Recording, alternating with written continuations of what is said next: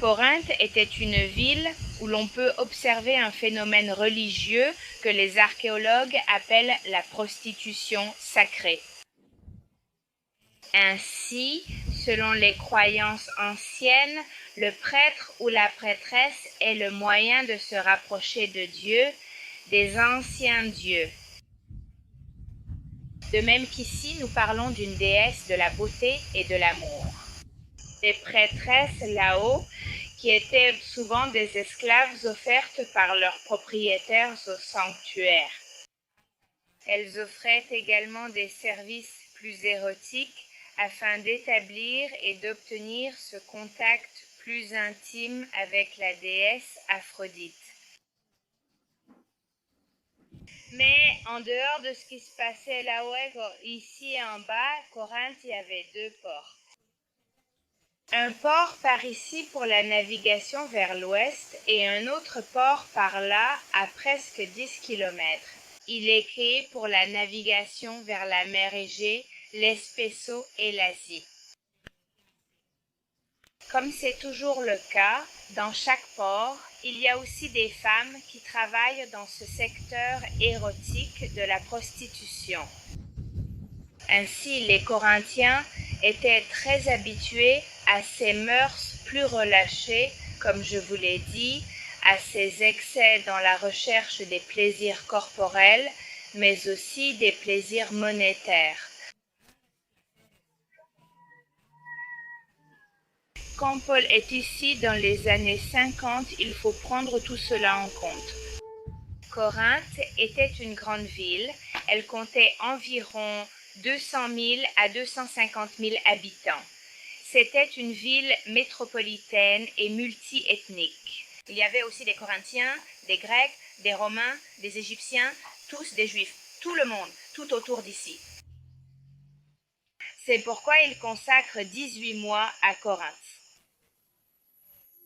Ici, on remarque qu'il y a une certaine flexibilité religieuse, mais en même temps, cette flexibilité est un obstacle, parce qu'il faut arracher des racines qui sont déjà là, fortes depuis des siècles, des racines morales et des racines culturelles. C'est le grand défi que doit relever Paul avec les Corinthiens. Une ville qu'il accepte parce qu'il est un étranger, comme beaucoup ici à Corinthe. Comme c'était un port, ils avaient l'habitude de recevoir des étrangers. Mais en même temps, c'est un étranger qui va leur enseigner quelque chose de complètement contraire à leurs coutumes. C'est pourquoi je parle d'un défi avec les Corinthiens. Ainsi, nous quittons le temple d'Apollon, qui représente cette période grecque au-dessus du temple. Il n'y a que 7 colonnes doriques, comme vous pouvez le voir, très simples. Il n'y en a que 7. Il y en avait 6 sur le côté le plus court, 13 sur le côté le plus long. C'était l'ordre dorique. Les proportions. Il n'en reste que 7 parce que la mer de Corinthe est très sismique. Il y a beaucoup de tremblements de terre. Et au fil des siècles, comment Corinthe a-t-elle été abandonnée, cet emplacement? Le temple a également subi des dommages et des catastrophes. De l'autre côté, ce rocher est en fait une source d'eau. Les Corinthiens n'avaient pas à s'inquiéter de l'approvisionnement en eau. Il y avait de l'eau douce qui coulait d'en haut en permanence. Les sources naturelles se trouvaient là-haut à 500 mètres et ils avaient des tuyaux en céramique pour canaliser l'eau. Nous avons trouvé ce système de canalisation. Il passe sous tous les monuments et approvisionnait les maisons ainsi que l'intérieur des monuments en eau fraîche et douce.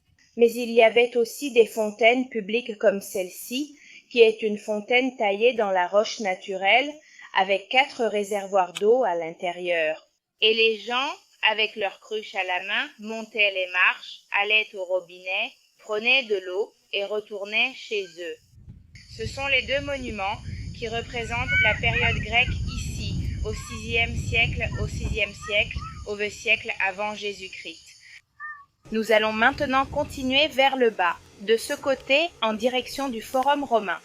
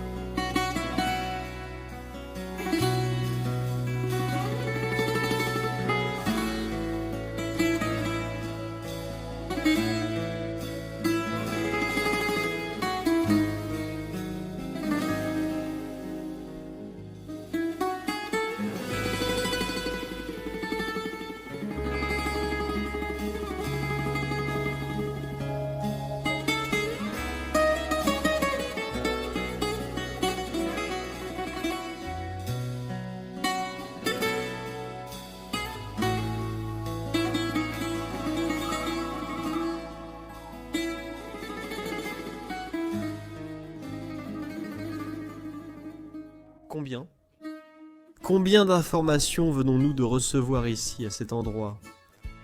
En vérité, la guide que nous avons pour ce voyage, cette fois-ci, sera notre guide attitré pour les prochains circuits, car elle est excellente. Et elle nous explique très bien l'archéologie. Elle nous explique très bien l'histoire. Elle nous replace dans le contexte de l'époque de la Bible. Excellent, excellent, excellent. Donc je vais essayer de résumer un peu dans cette vidéo ce que nous vivons et ce que vous pouvez voir ici. Derrière moi, je marche. Si je m'arrête ici maintenant, regardez, je vais m'arrêter ici. Je serai au centre de ce qu'était l'agora. Agora, nous avons dit place principale. Qu'était la place principale et comment fonctionnait-elle? Regardez, ce que vous voyez là sur le côté, là, tout cela où je montre du doigt, ce serait comme le mur final. Vous verrez différents emplacements de statues là-bas, là-haut, où sont des gens. Cela s'appelle l'abima. L'abima était l'endroit où s'asseyait le consul, le proconsul, ou d'où l'on donnait des messages. C'était la scène principale. S'il voulait être entendu par toutes les personnes qui se trouvaient ici, dans cette zone de la plateforme, alors il allait parler à cet endroit. Là, il y avait le... Il connaissait la scène. J'ai oublié le nom. Le temple d'Apollos, et voici l'arc, celui qui est là. Tout était comme ça, tout était ainsi, tout était avec des arcs des deux côtés. Alors, nous entrions comme dans une sorte de place principale, où tout le monde se déplaçait ici. Et qu'y avait-il ici aussi? Ici, c'était là où se déroulèrent les compétitions olympiques. Dans le livre de Corinthiens, chapitre 1, à partir du verset 9, on nous parle d'une course. Et on nous parle de la récompense que nous avons. L'apôtre Paul fait justement référence à ce qu'il voit ici. Il utilise très bien le message d'une manière tellement pratique, tellement pratique, tellement pratique. Parce qu'il leur dit « Hé, ne savez-vous pas que celui qui court, il n'y en a qu'un seul qui court. Le gagnant, c'est celui qui a le prix. » Alors il leur parle dans le langage qu'ils connaissaient. Ils savaient qu'il y avait des courses ici. Il ne parle pas de quelque chose qui leur était complètement inconnu. Une autre information importante, c'est qu'il nous est dit dans Actes, chapitre 1, verset. Non, Actes, chapitre 18, il nous est dit qu'après Athènes, il vient à Corinthe. À son arrivée, il rencontre Aquilas et Priscille, qui exercèrent ce métier.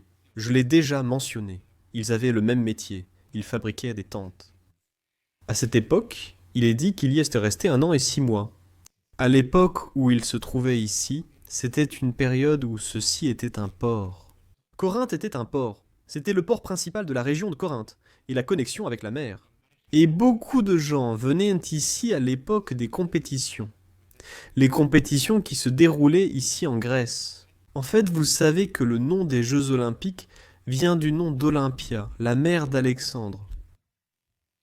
Olympia, Jeux Olympiques. Donc c'est ici que se déroulaient tous ces Jeux Olympiques. Beaucoup de gens venaient ici de différents endroits, et il n'y avait pas d'hôtel, il n'y avait pas d'appartement où 4 ou 5 personnes pouvaient dormir ensemble. Et c'est là que l'apôtre Paul a eu la grande idée d'avoir des tentes, de créer des tentes. C'est là que les gens logeaient. Et c'est là que, premièrement, il a gagné beaucoup d'argent avec ça. Et deuxièmement, c'était stratégique, parce que ça faisait rester les gens. Et grâce aux affaires, il pouvait prêcher l'évangile. Et donc ici, il a partagé l'évangile avec beaucoup de personnes. Nous allons continuer à parcourir cet endroit.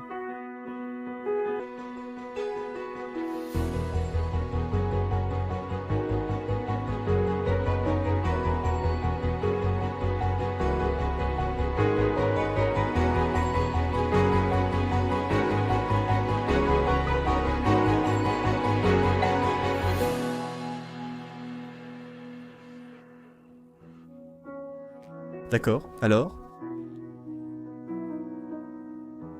C'est que j'étais... Je me suis perdu car le groupe m'a appelé. Enfin, je vous montre ça, regardez. Je continue avec ça, je ne sais pas où j'en étais. Vraiment, je me suis un peu perdu. C'est la Dima. C'est ici qu'elle se trouvait. Ici, il y a eu un procès. C'était comme je vous l'ai dit. Si un homme voulait être entendu par le peuple, il devait monter là-haut et parler.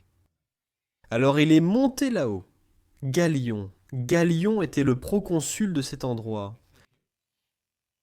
C'était l'autorité romaine de Corinthe. Et c'est aussi là que l'apôtre Paul était présent. C'est là qu'ils l'ont accusé. Il est dit que les Juifs l'ont accusé de semer le trouble parmi le peuple. Il était dans la partie où il fabriquait des tentes, et il était très stratégique avec tout cela. Alors, beaucoup ont entendu l'évangile, et c'est là que finalement, après avoir partagé avec les Juifs, il déchire ses vêtements, et il dit « Maintenant, je vais vers les païens », et il commence justement à partager avec les païens qui venaient pour les Jeux Olympiques. Et donc c'est ici que l'évangile a été beaucoup partagé par l'apôtre Paul. Et finalement, c'est là qu'il finit par être jugé dans cet endroit. Et après, ici, alors il part ensuite pour Éphèse. Puis il continue sa route pour finalement arriver à Césarée, en Israël, où il restera emprisonné 2 ans. Et c'est là que l'on retrouve l'histoire de Félix de Feusto, l'histoire d'Agrippa. Vous le trouverez là, dans Actes, chapitre 27, où finalement il finit aussi par être déporté à Rome pour avoir son jugement final devant. Ah, le César. Donc, beaucoup d'histoires, beaucoup d'histoires. Pour être honnête, ce voyage est vraiment incroyable. Je vous conseille, si vous le pouvez, faites-le sincèrement. Lire les Écritures et marcher sur leurs traces sont 2 choses différentes. Lire la Bible et traverser les Écritures sont 2 choses différentes. Nous avons lancé le projet de vidéo il y a quelques années, et c'était parcourir Israël avec la Bible à la main. Mais je pense que cela nous a semblé trop limité. Alors maintenant, c'est parcourir les terres bibliques, avec la Bible à la main. Nous marchons dans les Actes des Apôtres. Nous marchons dans le livre de Corinthiens. Chaque chose, chaque détail que Paul a mentionné aux Corinthiens a son but, a son contexte et a sa raison d'être. Alors, nous finissons à Corinthe avant de partir pour Athènes. Alors restez avec nous, car nous continuons à parcourir d'autres terres bibliques ici en Grèce.